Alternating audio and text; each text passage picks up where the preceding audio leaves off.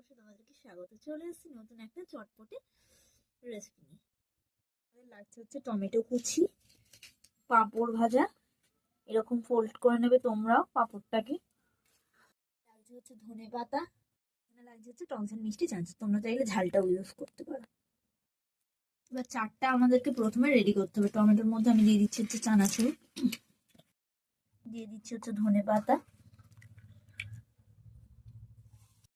দিয়ে দিচ্ছি হচ্ছে পাতিলেবুর রস,